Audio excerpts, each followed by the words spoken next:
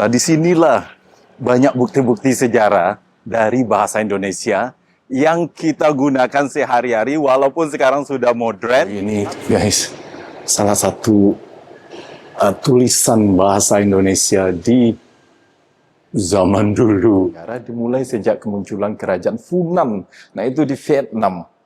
Wow, ya kan?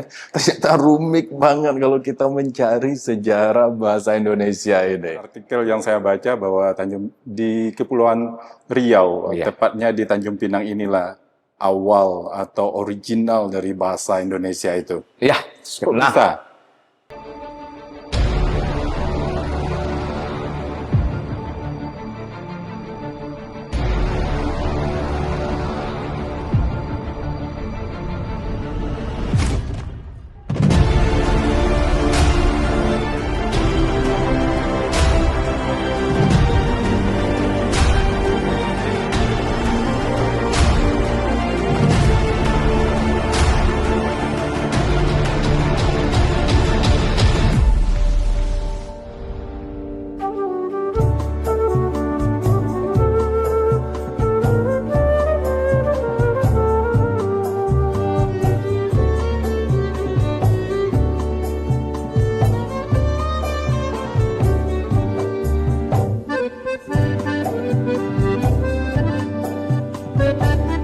Kota Tanjung Pinang terletak di Pulau Bintan, berbatasan dengan Kota Batam di sebelah barat laut. Tanjung Pinang ini adalah ibu kota dari Provinsi Kepulauan Riau. Ke kota Tanjung Pinang kita bisa mencapai melalui jalur laut, feri dari Batam, Singapura ataupun Malaysia, dan lewat udara bisa melalui Bandara Raja Haji Fisabilillah. Bahasa yang digunakan di Tanjung Pinang adalah bahasa Melayu Riau, dan sebagian penduduk juga memahami bahasa Tionghoa dan Hokkien.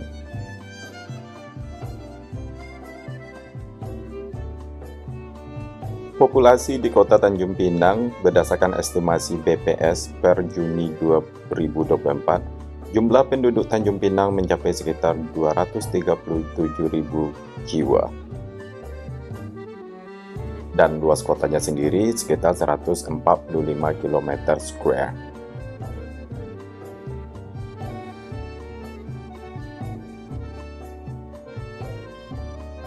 Mayoritas agama yang dianut oleh warga kota Tanjung Pinang, Islam sekitar 80%, Buddha sekitar 13%, Kristen sekitar 7%, dan sisanya ada Konghucu dan Hindu.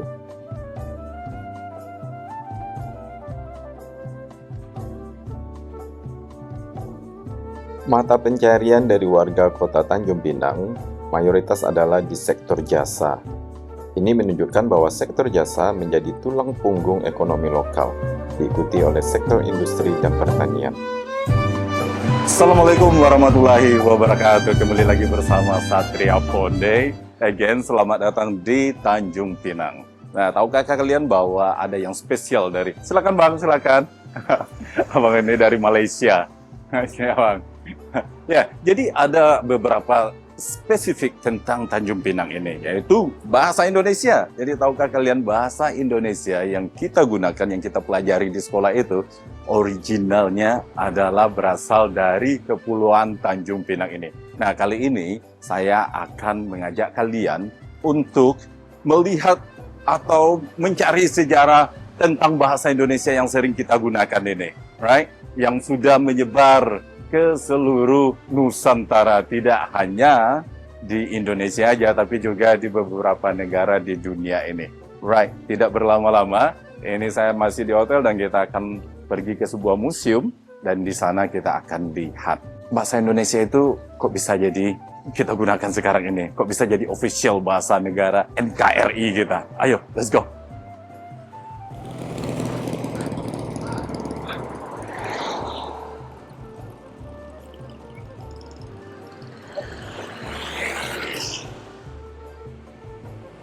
Nah, tuh.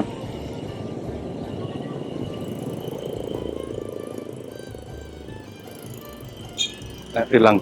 Anyway, kita nggak bahas itu.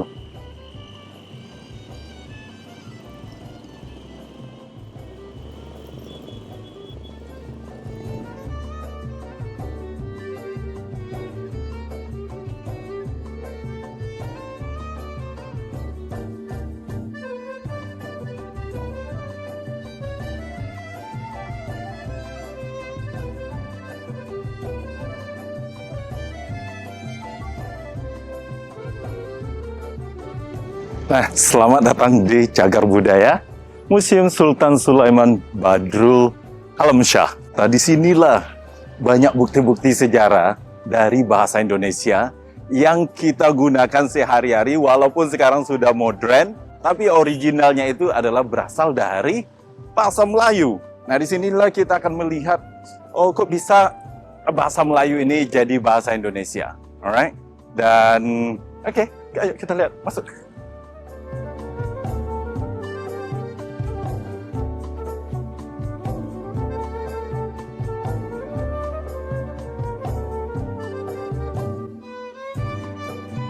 Assalamualaikum. Aduh. Ternyata nggak ada orangnya. Lagi break. Break jam 12.13. Sekarang baru jam 10.15. Well. Mana sih orangnya? Lihat deh.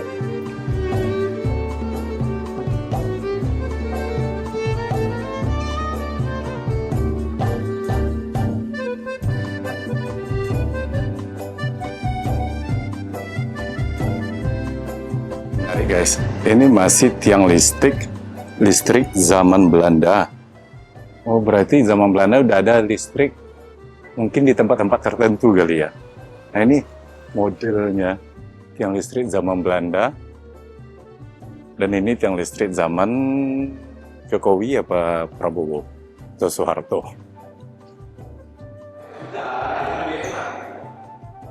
Jadi mereka menjadikan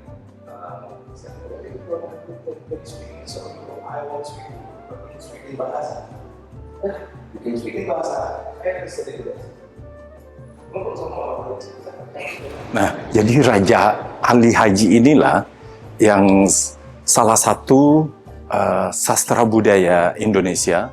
Saya nggak tahu apa terkenal di Indonesia. Maybe bagi orang-orang yang di dunia sejarah dan juga sastra pasti mengenal Raja Ali Haji ini. Beliaulah yang merangkum ini bahasa Indonesia itu dari bahasa Melayu dan dijadikan sebagai bahasa Indonesia kalau nggak salah pada tahun 1928 di saat Sumpah Pemuda. Bahasa Melayu itu atau bahasa ini yang dirangkum oleh beliau ini menjadi bahasa resminya bahasa Indonesia. Katanya bahasa itu tidak terkait dengan etnik apapun. Jadi makanya itu mudah diterima karena bahasa tersebut sudah menyeluruh sebenarnya di Nusantara. Baik itu dalam perdagangan, baik itu dalam kegiatan apapun sehari-hari sudah dimulai. Tapi untuk lebih lengkapnya kita mungkin tanya ke abang yang tadi itu. Right? So, ini tentang bahasa kita loh. Sebagian dari buku dan kitab di museum ini ditulis dengan pakai tulisan tangan dan cetak yang mencakup hukum, silsilah, perjanjian, ajaran agama, dan kesusastraan Melayu. Salah satu manuskrip terkenal seperti Gurindam 12 karya dari Raja Ali Haji juga dipajang di museum ini.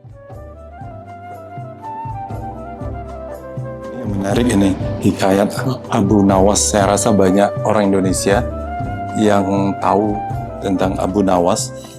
Ini ada di buku ini yang berisi nilai-nilai kehidupan dari tokoh Abu Nawas dengan 51 halaman, tapi udah rusak. Dan menariknya ini bahasa Arab, ya. Nah, nanti kita tanya ya. Nah, begini guys, salah satu tulisan bahasa Indonesia di zaman dulu yang original, yaitu surat pemberitahuan pajak penghasilan tax return. Ini kayaknya di tahun 1860-an katanya. Dan beginilah tulisan tangan dari saya aja agak kurang tahu gimana bacanya ini. Redix. Ini. Saya tahu ini Tanjung Pinang, tapi yang lain-lain susah baca. Kebayang nggak kalau kita nulis kayak ini semua sekarang? Ya kan? Sekarang udah ada komputer. Nah, sebelum kita tanya ke abang yang tadi itu, kayaknya beliau adalah staff di sini. Saya analisa sedikit, yaitu banyak dari bukti-bukti atau buku-buku lama itu tertulis dalam bahasa Arab. kenapa bahasa Arab? Kalau menurut saya, memang perkembangan Islam di zaman itu sangat penting. Jadi banyak ulama Islam kan sangat-sangat pintar ya. Itu mereka mungkin belajar bahasa Arab dulu, kemudian mereka bisa berceramah atau menyebarkan Islam dengan bahasa Arab, karena orang Arab datang juga ya. Mungkin itu hanya versi saya aja. Anyway, salah satu ini yang menarik, kenapa nggak bisa dipisahkan bahasa Melayu dengan bahasa Indonesia? Kenapa sama gitu ya? Kalau orang Malaysia ngomong bahasa Melayu kita ngerti ya, atau kita pun orang Indonesia ngomong bahasa Indonesia, orang Melayu di Malaysia ngerti. Ternyata dulu itu salah satu jalur antara Johor Bahru dengan Kepulauan Riau dan juga Riau sendiri, itu adalah salah satu jalur yang tersibuk di masa-masa kerajaan zaman dulu. Jadi mereka untuk berkomunikasi itu mereka menggunakan bahasa Melayu. Nih, di sini. Sebagai bahasa perdagangan internasional di kawasan Asia Tenggara dimulai sejak kemunculan kerajaan Funan. Nah, itu di Vietnam. Wow, ya kan? Ternyata rumit banget kalau kita mencari sejarah bahasa Indonesia ini. Nggak ada yang namanya benar-benar sejarah yang datang dari salah satu kelompok terus menyebar jadi bahasa Indonesia gitu. Nggak bisa kita bilang seperti itu. Memang banyak pengaruh-pengaruh dari Nusantara ini, right? Dan banyak pengaruh-pengaruh dari kerajaan-kerajaan di zaman itu, baik itu kerajaan Sriwijaya dan kerajaan-kerajaan Melayu, ada pun juga kerajaan Singapura dulu Melayu yang sekarang sudah kita nggak tahu gimana nasibnya. Anyway, let's go. Mana abang tuh udah selesai tuh gimana?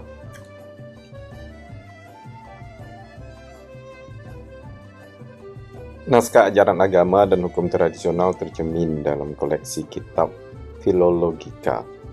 Terdapat manuskrip era Kerajaan Riau Lingga juga dari tahun 1722 sampai 1911, dan termasuk karya-karya Sultan Ali Haji, Aisyah Sulaiman Riau, dan lainnya seperti syair Kadamuddin.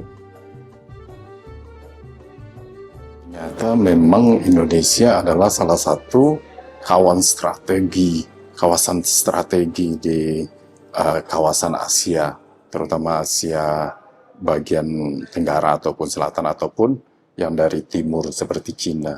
Karena mereka melewati jalur ini kalau mau pergi ke Eropa. Begitupun orang Eropa kalau mau ke sini.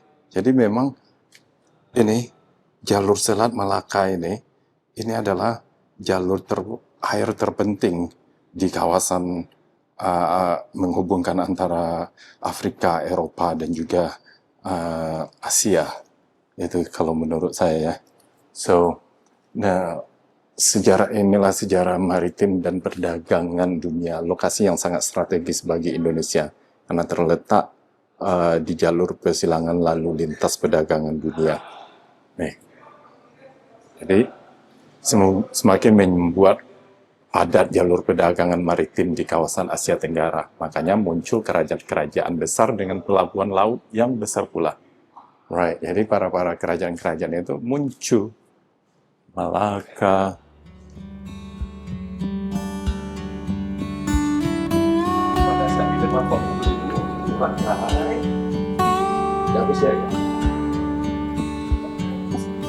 Itu sobek-sobeknya cantik. Nah, kita ini sekarang sudah bersama salah satu staf di museum ini. Iya. Siapa namanya, Bang? Perkenalkan, nama saya Rian. Saya petugas bimbingan dan konseling, atau lebih tepatnya petugas pelayanan atau guide yang ada di sini. Oh ya? Iya, terus kan. Oke, jadi kalau orang-orang mau bertamu di sini, bisalah meminta informasi kayak Abang ya. Oh, sangat bisa. Memang itu tugas saya. Tugas saya itu mengenalkan budaya Melayu, khususnya kepada masyarakat Tanjung Pinang. Tanjung Pinang. Iya. Oke. Saya mau tanya deh, Bang. Iya. Yang pastinya tentang bahasa Indonesia. Ya, Karena itulah salah satu tujuan utama saya ke Tanjung Pinang. Karena berdasarkan artikel yang saya baca bahwa di Kepulauan Riau, tepatnya di Tanjung Pinang inilah awal atau original dari bahasa Indonesia itu. Iya. Nah, jadi kita nih sebagai kita mempunyai ahli bahasa Melayu yang berasal dari Malaka seperti ini Pak Abdul Kadir Munshi ini. Beliau itu adalah satu bahasa Melayu. Jadi akar dari bahasa Indonesia itu sendiri dari bahasa Melayu. Nah, penyebaran bahasa dan juga sebagai bahasa Melayu itu sebagai bahasa perdagangan internasional. Dulunya, benar sekali. Benar sekali. Nah, ini adalah peta orang-orang pada saat itu yang memakai bahasa, mulai dari Sabang sampai Merauke, bahkan memakai bahasa Melayu pada saat itu.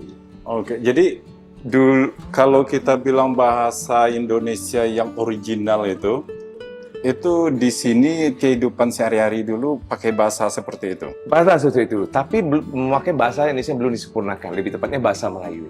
Oh, bukan bahasa Indonesia tapi bahasa Melayu. Bahasa Melayu. Kemudian disempurnakan oleh para sastra cendekiawan kita pada saat itu. Nah, di sini saya lihat nih bahasa Arab. Iya, bahasa Arab Melayu buntung. Kenapa banyak bukti-bukti bahasa Arab di sini? Karena itu salah satu karyanya seperti ini. Ada kita kebanyakan yang ada di sini itu adalah kitab-kitab tentang ibadah sholat, syair, sajak dan segala macam seperti itu. Kitab pengetahuan bahasa seperti ini. Ini dia. Jadi kitab ini ditranslate ke bahasa Melayu. Bahkan iya, itu sekali bahasa Melayu. Ini tentang bahkan tata bahasa itu diatur pada saat itu. Diatur. Iya, benar sekali. Nah, kemudian perkembangannya ke seluruh Nusantara mungkin ya? Iya, ke Nusantara. Itu dengan cara dalam bentuk perdagangan. Betul sekali, perdagangan pada saat itu. Dan resmi dijadikan bahasa Indonesia pada Sumpah Pemuda itu? Iya, pada Sumpah Pemuda, betul sekali. Itu berarti benar yang saya ini. Iya, itu sekali ini. Bahasa Melayu diresmikan sebagai bahasa nasional lewat Kongres Pemuda kedua yang melahirkan Sumpah Pemuda.